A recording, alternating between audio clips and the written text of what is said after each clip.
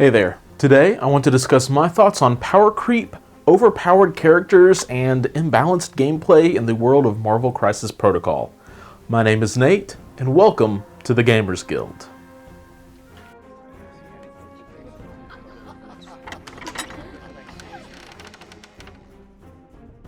This is a video I've wanted to make for a little while now because I'm extremely passionate about this game, and it grinds my gears a little bit when I see people bringing up different characters not being balanced, or that it is a pay-to-win game.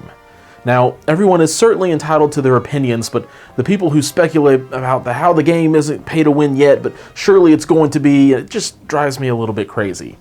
So, I'm going to take a look at characters released in the first wave and compare them to some of the latest releases that we have. Then I'm going to take a look at some of the characters that I've seen people say are overpowered on either Facebook or Discord by comparing that characters to some of the other characters that have that same threat rating. And then I'll probably just get on a soapbox and complain about some other things that I've seen or heard.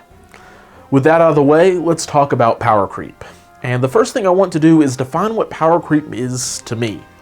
It is a process that sometimes occurs in games where new content, in this case new characters or tactic cards, slowly override the power of the previous alternatives. This leads to players abandoning the previous options in favor of the latest and more powerful ones, resulting in an inevitable increase in power throughout the entire game. There are several great examples of this in different games where some releases were too powerful and as a result get modified text or a ban list is implemented. Magic the Gathering has plenty examples of this, and X-Wing has in the past brought out upgrade kits for previous ships that weren't as powerful as the latest releases as a way to balance out the power creep. Another term that usually hangs out with power creep is pay to win. Let me first off say that so far there is not any sort of pay to win in this game. There will be new characters and new mechanics that were not in the base game. This in itself is not power creep. It is Atomic Mass Games making cool things that you want to buy so that they can stay in business. On that same note, yes, there have been new universally usable team tactic cards and new objectives in some of these expansions. And from these expansions up to CP18, but not including that ever-elusive CP10, we've gotten 30 new team tactic cards. Of those 30, only 10 of them are ones that don't require a certain character or affiliation to play. And of those 10, the only card I currently have in my roster right now is Field Dressing, because I just found out that Hulk gets dazed, and that should make for a really fun turn in the future. The one card that I play isn't better than any of the other tactic cards from the core set, it just does something different, and I really hope that they continue to come out with more tactic cards that work differently than what we have seen before, and it seems that they are doing exactly that. Medpack is another great example of where it takes the idea of patch up, then makes it a little bit stronger by increasing the power to heal ratio, and the character paying the power can heal themselves, but it drastically reduces the versatility of who can use it by allowing only the active character the ability to play that card. So it is similar, but not better, just different. Pretty much all of the top generic cards in the game are included in the core set: Brace for Impact, Patch Up, Trip Up, etc. There are also the Crisis cards that are great for adding variety to the game, but are by no means essential to playing the game or being competitive at it. I will also add that I think it would be cool for there to be a generic card pack, maybe one per year, that would come with all of the objectives and generic tactic cards released in a year, but that's just a little bit of wishful thinking for now. Let's talk about some power creep with the characters though. First, let's start with Proxima because she is fresh on everybody's mind and because I just talked about her last week. I'm going to compare her to a core set character that functions similarly to how she does in Baron Zemo. Their stat lines on the first two rows are nearly identical, with the edge being given to Zemo for having a slightly better mystical defense. Their strikes are pretty much the exact same, just swap Bleed for Pierce, and both of those are quite nice. And their next attacks both have some added mobility from an attack, Baron Zemo with his medium advance from Steel Rush, and Proxima with her spear throw, with the slight edge going to Zemo's attack only because his advanced medium is a lot more flexible than the place effect that hers has. Both of these attacks also have nice status conditions tagged on if you get a wild. The first major difference we see is Proxima's last attack that Zemo has nothing like, and it is quite a powerful attack. It does cost 4 power, but A big energy attack with multiple status conditions is really good.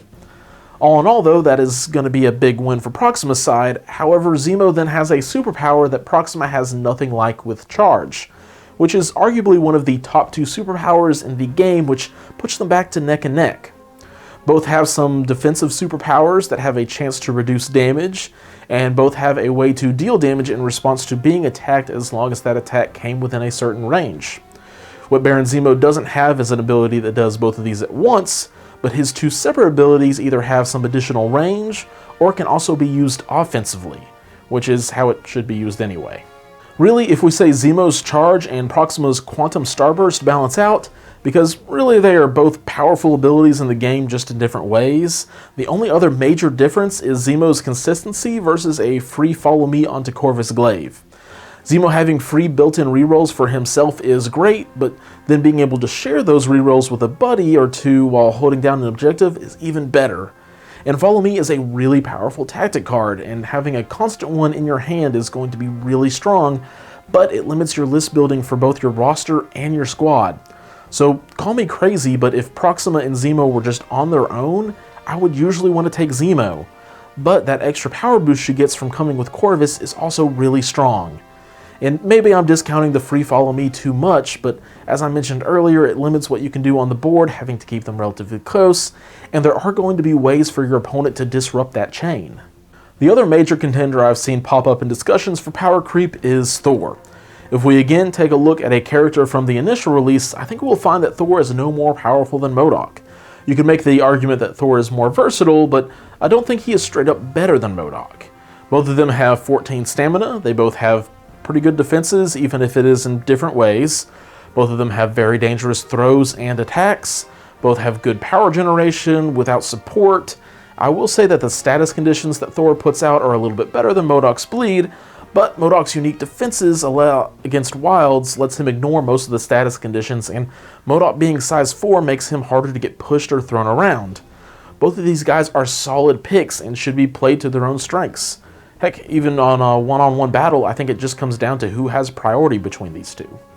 We have really only had 1 month with Thor before most of us had to stop getting games in because of COVID-19. So a lot of us are still learning how to play him, not to mention counter him. In the same way, MODOK at first was wrecking people's teams because we didn't know what he was capable of or how to effectively play against him. So the first time we see Proxima and Corvus activate back-to-back, to daze a Thor or KO a Hulk before they get to do anything meaningful, it is going to look insanely strong. But keep in mind that if you can daze one of those too early, that it turns one of their major upsides completely off. Not to mention, I'm sure there will be some other great disruption to make them far less deadly. With those two addressed, let's talk about a couple of other characters that I've seen people say are overpowered. And kind of interestingly, what these two characters do are pretty different despite the fact that they both have the same threat cost of 4. I'm talking about Killmonger and Venom. My initial response to concerns about these two characters is to say play more games with them. I've seen Killmonger do 17 points of damage in a round to a Hulk. I've seen him tear through 6 points of stamina on the injured side of Captain America in 1 activation. Is that strong? Absolutely. Is it too strong? Probably not. Killmonger has his one job, and he is really great at it. I mean, he should be for 4 threat.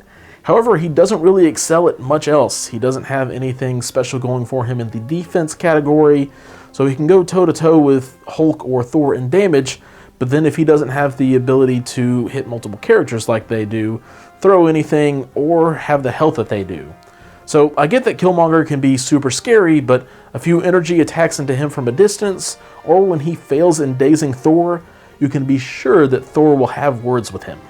Venom, on the other hand, is an interesting mirror of why Killmonger can be seen as overpowered. Venom doesn't have near the damage output of a character like Killmonger, but he can take a beating like few else in the game, because he has an attack that can heal him, and he can use that attack after being attacked, which makes Venom very durable. If you are up against a Venom and you don't have a character with a range 4 attack, or even better, a range 4 energy attack, you're going to have a hard time bringing him down before he has the chance to heal. Several characters that are really good at 1 or 2 things will have some sort of counter that works really well against them. Venom doesn't deal well with long range attacks, Killmonger doesn't have any objective play capabilities, and Shuri, the quiet point killer, really doesn't take a punch well, which at the end of the day keeps the game really well balanced. All of that to say, I do think that there are some imbalances in power. I mean, I made a tier list, and the purpose of that is to pick out which characters I think can perform better than the others. So while I can say that I don't think any model currently released or revealed should be any more or less threat than what they are, I do think that there are some discrepancies between them.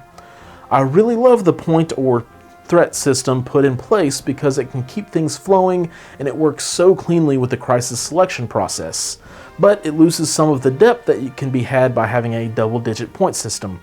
For example, at the 3 cost, you have a variety of characters, where Crossbones could probably really be like a 3.2, and then Zemo's a 3.8. Neither character is worth being more or less than 3 threat, but there aren't in many situations that I would want to run Crossbones over Zemo. Another thing that currently knocks a few characters down a couple of pegs is the lack of affiliation. Thankfully, there are only 3 characters on that list: Spider-Man, Doc Ock, and Venom. While this doesn't affect them at all when they are on the table, it makes it harder for them to be in the roster of 10 in the first place. However, in a few months this is going to be an invalid complaint because we know Spider-Man is going to be a part of the Defenders when Doctor Strange is released, and Green Goblin will be the leader of the Spider-Foes, which will surely include Venom and Dr. Octopus. So while there are some power level differences out there, none of them are really out of place. And if anything, it just seems like there are a couple of characters who are a bit underpowered rather than some overpowered ones. And several of those characters have an upcoming fix of sorts. But none of that is an issue of power creep. I think the majority of times people are claiming power creep is from a bad experience of 1 or 2 games against a new model and it gets misrepresented. One of the best examples of this I have seen was a Killmonger versus Hulk situation. I witnessed a player who hadn't gotten many games in bring out Hulk, and then nearly lost him in 1 turn as Killmonger came and did 17 damage in a single activation. A conclusion that could be taken away from seeing this is that a 4-threat character nearly KOing a 6-threat character in 1 activation would be that Hulk isn't good enough for 6-threat, or that Killmonger is too good. With more experience though, I would say that Hulk is more of a scalpel to use with care rather than a wrecking ball, and he got played as a wrecking ball and got punished for it. It makes Killmonger look really good, in the same way Proxima and Corvus will probably look really good with their back-to-back activations when they team up to bring down a character. I think another part of the problem that I'm seeing is people looking for casually balanced games versus competitively balanced games. Casually balanced is something that you would find in most box sets or board games where you can come to the table for a fun time. The core box Good Guys vs. Bad Guys is a great example of this. Both sides of the box are very balanced despite having different play styles, with most of the character design keeping rules interactions straightforward for a good starter experience. But when you start adding in these new characters that have more abilities that allow them to be more versatile, they're going to be a surprise to players at first. Great examples here are MODOK and Thor being able to hit multiple enemies with their attacks, and they have some great defenses to back them up as well. Where at the competitively balanced gameplay, or even just more experience, these 2 characters are still quite both strong, but there are known ways to deal with them. I think the best thing that can be done is to communicate with your opponent before the game what kind of power level you are wanting to play at. One of the other games I play is Magic the Gathering, specifically the Commander or EDH format, and it has an abundance of power level options. You can have a deck tuned to win consistently on turn 3 or 4 on the high end, and on the low end I have seen a chair tribal deck. That means that every single card in the deck has to have a picture of a chair on it, and there's not that many good cards with chairs on it, unfortunately. One of the best things you can do for a game that has multiple levels like Magic or MCP is discuss what kind of game you are wanting to play. Maybe have a roster that is more thematic and is full of characters that took Cap's or Iron Man's side in Civil War, and also have a toon list that lets you have Thor charge into your opponent's ranks as early as the 2nd activation and days 3 of them or something crazy.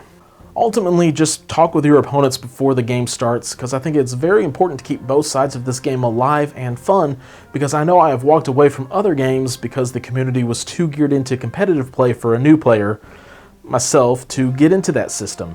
And because there is so much intention in this game to be able to keep it casual for events, painting, and even the raid battles, I think it would be a shame to let that go to waste. So communicate with your opponent and have fun throwing cards at each other and quoting comics and movies as Hulk throws a small building at Loki or after Cap gets a ridiculously good defense roll.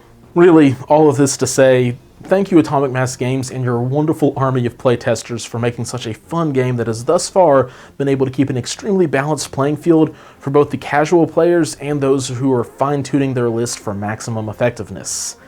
And if you disagree with me, let me know down in the comments below. What have you seen that you would declare as power creep, or what character is already on the table that is just too strong?